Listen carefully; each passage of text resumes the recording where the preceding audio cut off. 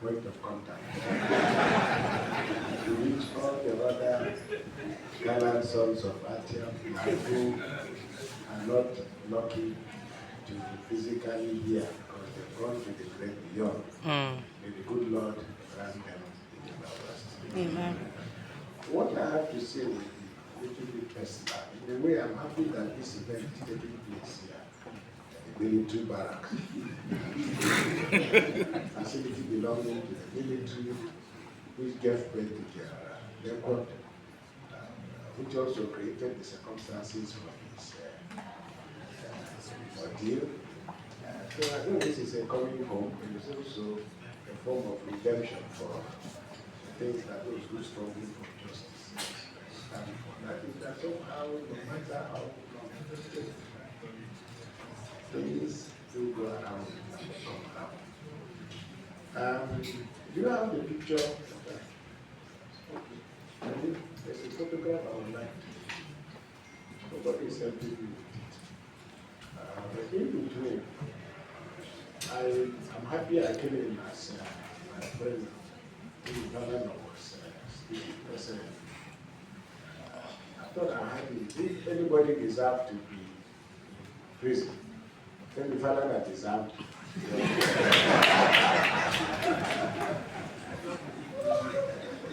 And I say it, whether military or civilian, he deserved to be in prison. But that is also important because the world knows those who, if they had been in prison at the time of Jesus, they would have been in prison. But we also know great men, Nelson Mandela, who were in prison. So prison is not necessarily, it's a mark of honor. It depends on what you are in prison for. This young man that you see, very handsome, his name is Father Benedict. And he's a priest of the Diocese of Zaria.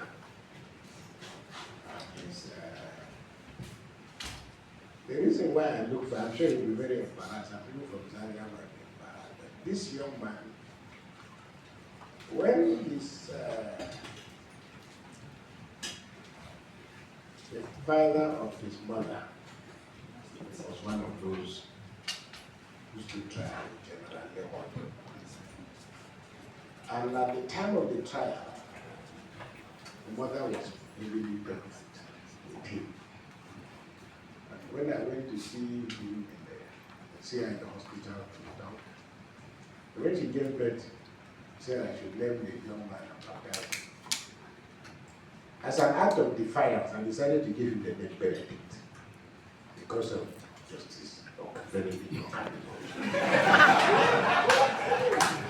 And I told the brother, I said, this justice who actually is a communion receiving Catholic, and perhaps I believe he's a great man. But I said, the Lord vindicates his own. Today, he's a priest of the Catholic.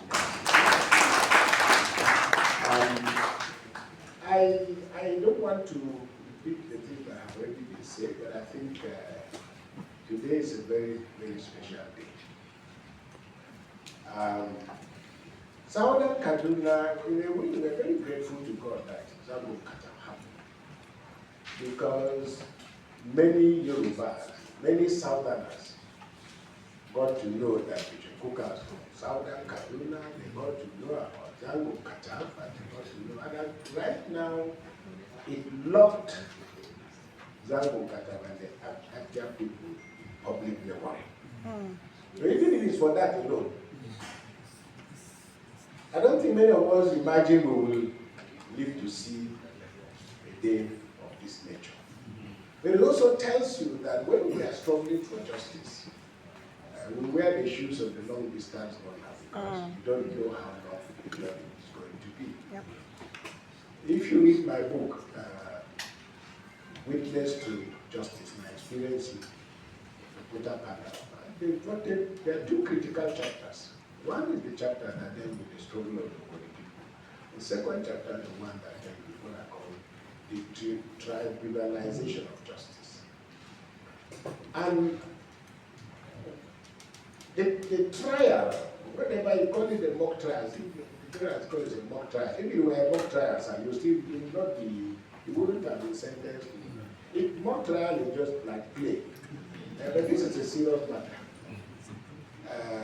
But I think that when I looked at, I'm not a lawyer, but one of the most outstanding things about that trial is that I don't know if there is any other case, miraculously, mysteriously, the records of that judgment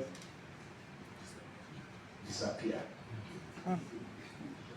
Up to today, those records cannot be found.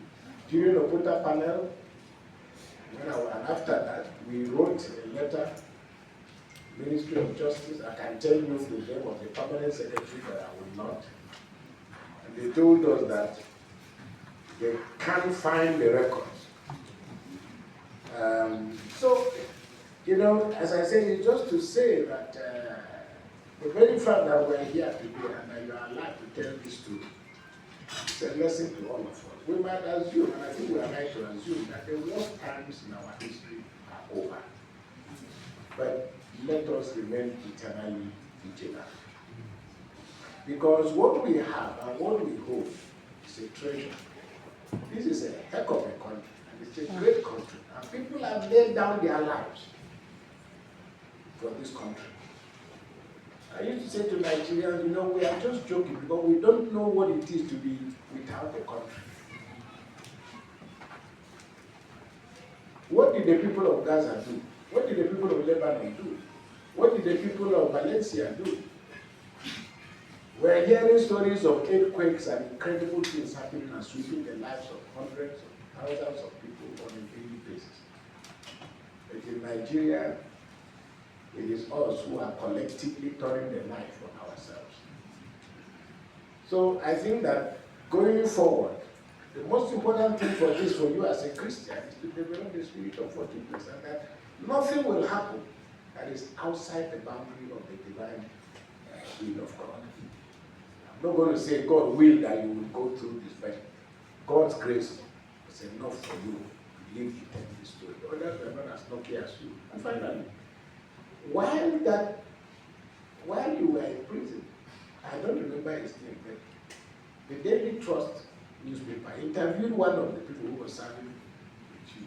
And he said something that I thought was quite interesting. He said, look, because Zamani from 1992 was preceded by other Zamani that are not recorded. Because this guy told a story of what really happened. He was saying that he was so grateful to God. Sometimes a slave can become comfortable with his chains. He was so grateful to God that even serving this prison, he can see toilet paper with his eyes.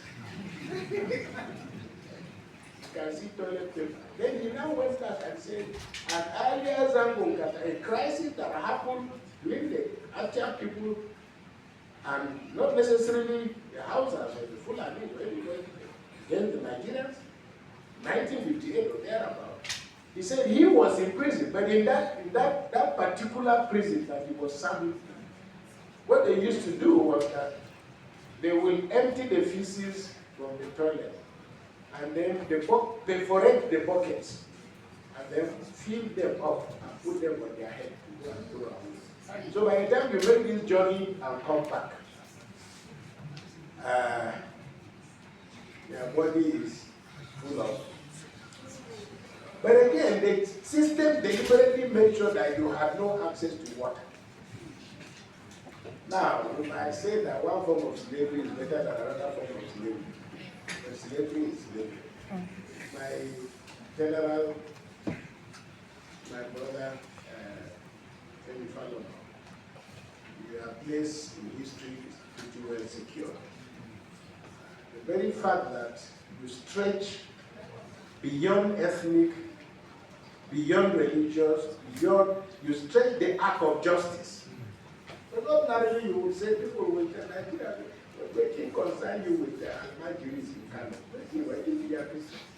But human beings are human beings. And this country has been destroyed by a toxic view of culture and religion. that is unable to redeem us as a people. So I want to thank you and thank all those in the justice system who continue to struggle for those who have no voices, for those who have nobody to speak for them.